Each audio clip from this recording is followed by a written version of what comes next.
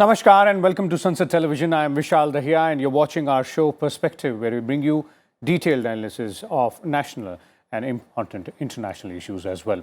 So today we're going to talk about the issue of election commission reforms. Now, the 5-judge bench of Supreme Court on Thursday unanimously ruled that a high-powered committee consisting of the Prime Minister, Leader of Opposition or the largest opposition party in Lok Sabha and the Chief Justice of India must pick the Chief Election Commissioner and the election commissioners. The Apex Court also made it clear that this will be subject to any law to be made by Parliament on this matter. The government had argued that in the absence of such a law, the President has the constitutional power to make these appointments. The verdict came on a PIL filed in 2015 by challenging the constitutional validity of the practice of appointment of members of the Election Commission. Now, the President appoints CEC and election commissioners on the advice of the government. They have a tenure of 6 years or up to the age of 65 years, whichever is earlier. 20th Law Commission, in fact, headed by Justice A P Shah in its 255th report on electoral reforms, which was submitted in March 2015, had also recommended a 3-member collegium to appoint the CEC and the election commissioners. So today we'll take a closer look at all these issues related to the election commission, the verdict coming in from the Apex Court, and what the experts make of it. What's the way forward in terms of bringing in this and various other reforms issues which are in public domain being discussed for quite some time now. And for more on this, we're joined by a distinguished panel of experts. Let me first introduce them to you, beginning with Mr. O.P. Rawat is joining us. He's the former Chief Election Commissioner of India.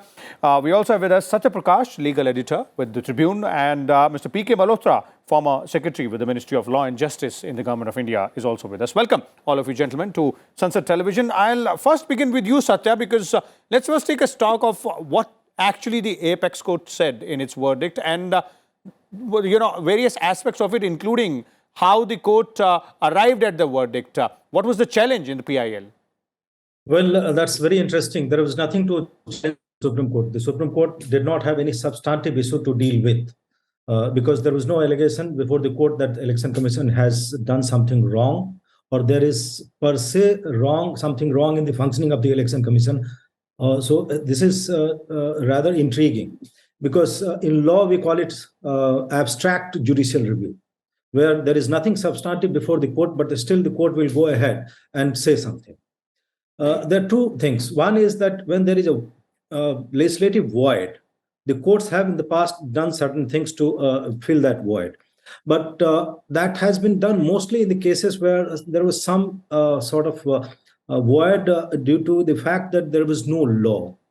But here, it's slightly different in the sense that the court has chosen to amend the Constitution itself, because the Constitution has given this power to, under Article 324, this power has been given to Parliament.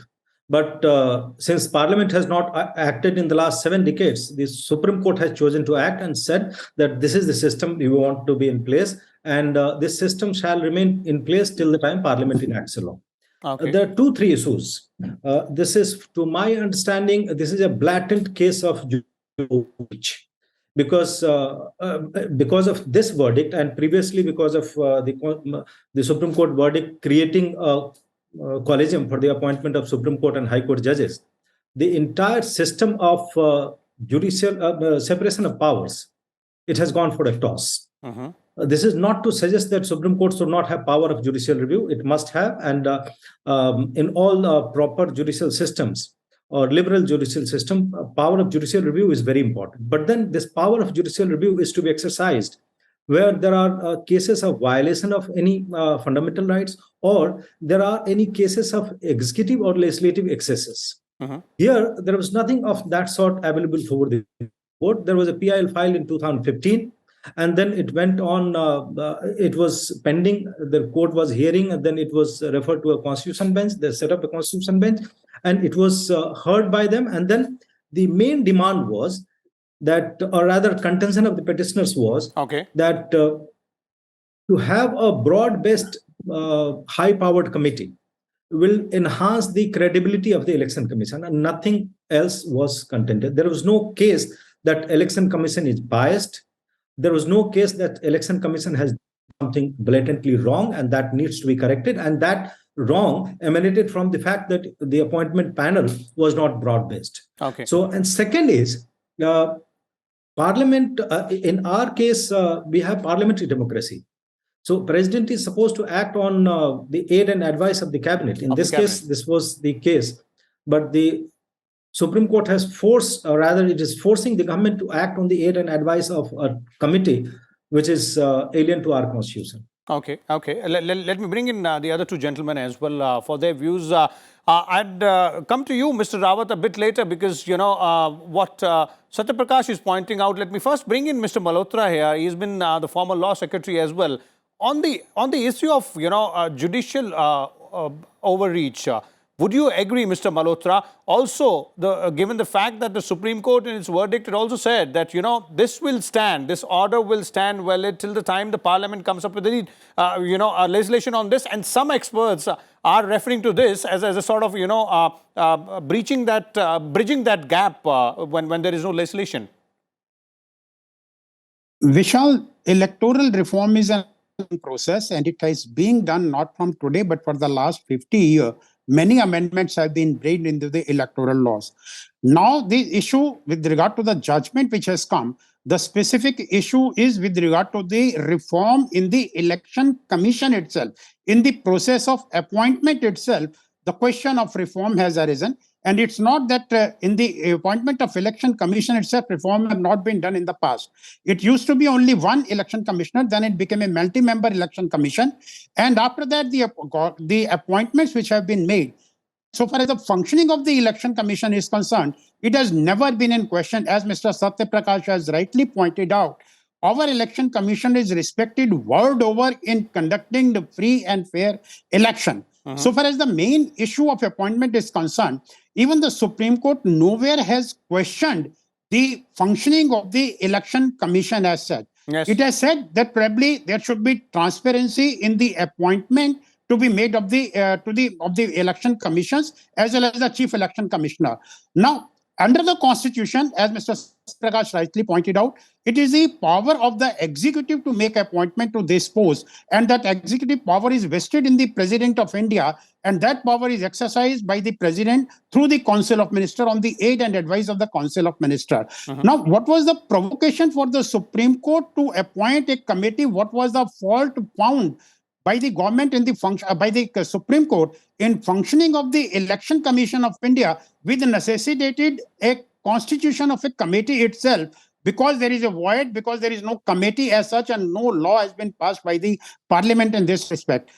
There have been many cases in the past where the Supreme Court itself has said that this function fall in the legislative domain of the government, and therefore the government should pass a law and Supreme Court will not intervene. To the best of my knowledge, there was no such necessity. And in case you are asking for transparency in appointment of the Election Commission and the Chief Election Commission, in the appointment to be made by the executive, probably tomorrow you may say in the appointment of the Finance Commission also, because that is also a constitutional body, the same kind of transparency should be there. There should be appointment of the CAG by a committee. You can say the same thing also. Then why the court has not accepted the decision of the legislature when they wanted transparency in the appointment of the judges of the High Court as well as the Supreme Court? Okay. I think the principle has to be the same, even with regard to the appointment of the judges of the High Court and Supreme Court also. What the Supreme Court is saying in respect of appointment of Election Commission and the Chief Election Commissioner. Okay.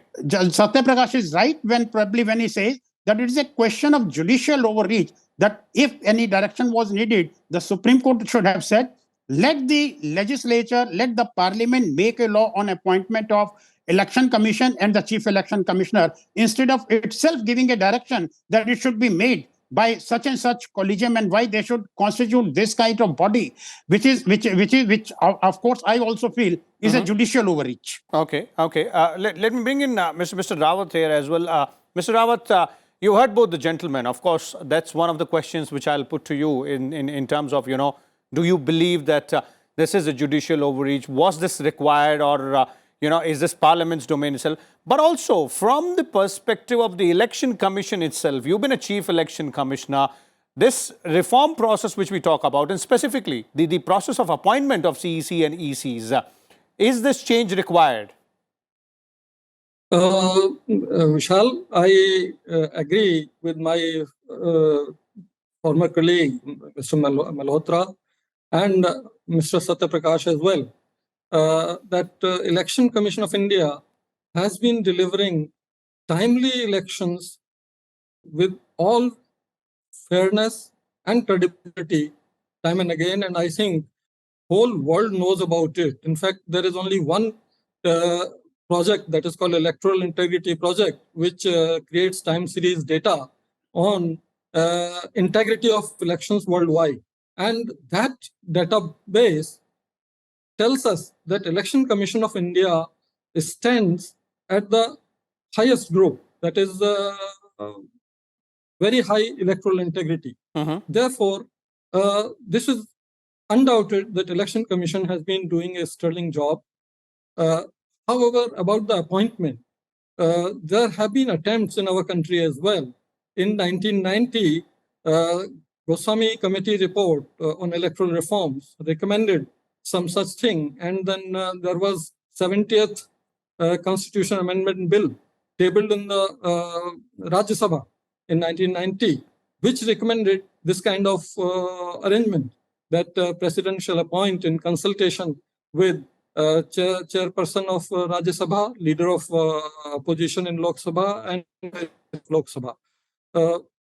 I think that did not get enacted, and in 93 it was withdrawn. Besides that, 2015, yes, Law Commission in 255th report recommended this kind of arrangement, that the leader of opposition and CJI should be the part of selection process, and based on their recommendation, the appointment should be made by the president. Okay. I think that this order has just changed a little the whole thing, that either government follows this panel or government enacts a law, and enacting a law is total freedom of the parliament. Indeed. Sovereign parliament, they can make the law to set up any mechanism for selecting and appointing as Chief Election Commissioner and Election Commission. There may be many permutations and combinations for that.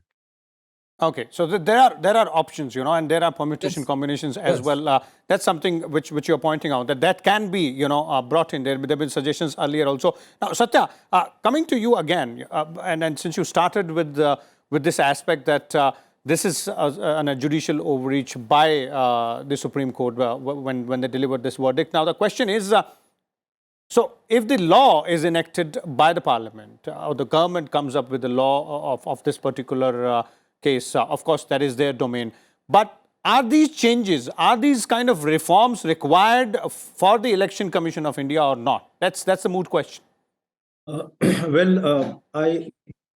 agree with the basic proposition that if the appointment panel is broad-based for recommending it to the president, the names for appointment as CEC or EC, that's better. So basic proposition, there cannot be any doubt that that's a better proposition, broad-based panel recommending the names and then the president acting on that. See, the whole idea of separation of powers being part of the so-called basic structure goes for a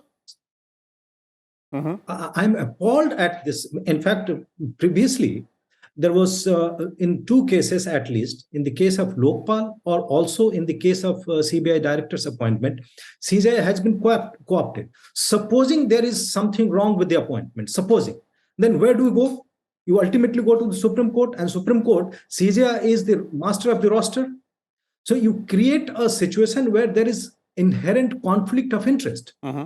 In any case, the judiciary should be kept completely away from the executive exercise. Corrupting the constitution. This is a very serious thing. Very few people understand that in many cases, people keep on citing American Constitution. American Constitution, there is complete separation of power. The latest system, the constitutional system, which has gone for complete separation of power is Britain, where House of Lords used to sit. They have created Supreme Court of UK, which is completely, there is no interference, or it has nothing to do with the legislature. So the whole world is, the constitutional systems, they are evolving towards complete separation of power, whereas in India, whatever separation of powers, because in parliamentary system of government, you can't have complete separation of powers, particularly between the executive and the legislature. But at least judiciary was kept separate. Okay. But co-opting the judiciary in the executive exercise, this is corrupting the constitutional system. This is not done. This is corrupting the constitutional system. This is a very serious thing. And you create a conflict of interest situation where tomorrow, if some appointment is wrong, then the allegations will be the CJI, who is part of the appointment process. For God's sake, please don't do this. And this is very serious thing. Okay. And particularly for appointment election commission, there are 2-3 wrongs I find in this judgment. First, what is the allegation against the election commission in the functioning? There is none. Then the question is, who has the power to prescribe for this kind of law? It is Parliament, not the Supreme Court. Indeed. And third is, this kind of abstract judicial review, if you go on doing this and amending the constitution, then the entire constitution can be amended. Our constitution, maybe it is very good, but it is certainly not the best document. Okay. So whatever amendments are needed, and Parliament has failed to do it for whatever reasons, so Supreme Court will pass orders to amend the constitution. This is not done, because if this trend is not arrested, indeed, the entire constitution can be changed by the Supreme. that is pretty much clear. In parliamentary democracy, Parliament is supreme when it comes to making laws, amending the constitution, bridging in those legislative gaps as well as and when it is deemed fit. One more point. I'm saying, if Parliament enacts a law, if there is something wrong, you say it is wrong. But without there being any law, you say, no, this has to be the law. Okay. Now this is not. That's something I'd like to bring in, Mr. Malhotra here as well. Mr. Malhotra, again, when we look at this entire issue, as Satya was saying, that fundamentally speaking, what he is agreeing to is that on broad basis, yes, there might be few options which can be looked into. Mr. Rawat was also pointing to that, and some of these options have been referred to by various committees as well. For example, the Law Commission report which I cited. So, would you agree that yes, there is a need, but that need has to be fulfilled by the Parliament? No, as I said in my opening remarks itself, electoral reform is an ongoing process. So is the reform in the Election Commission also, and the reforms have been done in the past. We remember, the Rawatji also mentioned about it. The Dinesh Goswami committee report in 1990 itself has suggested constitution of a committee. Then in 2015, the Law Commission of India, of which I was also ex officio member as law secretary, the Law Commission has also recommended this kind of committee. So there is no question mark on the constitution of a committee. But what should be the constitution of the committee? Who will constitute that committee is the moot question. Is it the Supreme Court will constitute that committee? I think that's the moot question. People can say that in the past also, when there was no law, the Supreme Court has intervened. And I can give the example of Vishakha case, where there was no law with regard to sexual assaultment of women at workplace. But the Supreme Court directed that till the Parliament makes a law, then probably this will be the law principle which we are laying down, should be followed by the government as well as by all authorities within the country. But I think that stands on an entirely different framework. We cannot draw an analogy from that kind of judgment. Here, the president in executive power is competent to make appointment, and that executive power is exercised through the Council of Ministers. And for making law, the power is specifically given under the Constitution to the Parliament. Parliament, in its wisdom, if it has not passed a law, has any question been raised with regard to the functioning of the Election Commission? Maybe there might have been some appointments of the election commissions where been said that there have been hasty appointments. But so far as the functioning and independence of the Election Commission is concerned, I think not much questions have been raised in the past. And our Election Commission's functioning has been quoted by many countries, and they are drawing from the good practices which are being followed by the Election Commission. So I think when the Supreme Court gave a direction that this will be the constitution of the committee, probably that is the point which we are debating, and we are saying that there has been a question of overreach of judicial intervention in the power of the executive as well as of the legislature. Okay.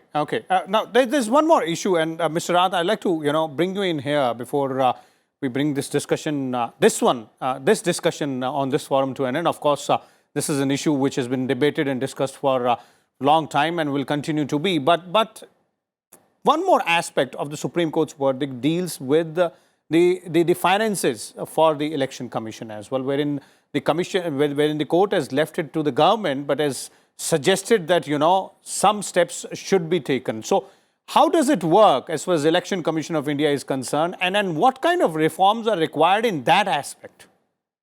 Actually, Election Commission of India had recommended around 4 years back that Election Commission's expenditure should be charged expenditure on the Consolidated Fund of India, as is the case with the President's expenditure. So that is pending with the government, and that would mean that there will be no discussion while this budget for Election Commission of India is passed in the Lok Sabha. I think the form is not there, but as far as the financial independence of Election Commission is concerned, it is already there de facto. Whatever Election Commission requires for the expenditure on maintenance of Election Commission and conduct of all the elections, everything is provided for, including the purchase of electronic voting machines, VVPAT, etc. When we asked that 100% deployment of VVPAT has become necessary, please give us 8,000 crores. And I think the money was given immediately, and we could purchase all the VVPATs and universalize the application of VVPAT at all polling stations. So de facto, it is already there. Only de jure means you have to make it charge the expenditure. That is not there. Okay. Okay. So the formalization of the process, formalization of that structure is something which you're referring to has to be there. But otherwise, financially speaking, Election Commission has the authority and has the money as and when required to conduct free and fair elections, which has been the case in the past as well. Well, there it is. Thank you so much, Mr. Rawat and Mr. Satyaprakash and Mr. P.K. Malhotra as well for sharing your views and valuable inputs also on this. As our experts were pointing out, various aspects of the Supreme Court's decision on appointment of Chief Election Commissioner and the Election Commissioners to the Election Commission of India, why and how it is necessary, what needs to be done. And as our experts pointed out, it is ultimately in parliamentary democracy the Parliament's right to enact a law or a legislation on any issue, which includes this one as well. We'll keep a close watch on all the developments here and come back again with some more topics. Till then, keep watching Sansad Television. Thank you.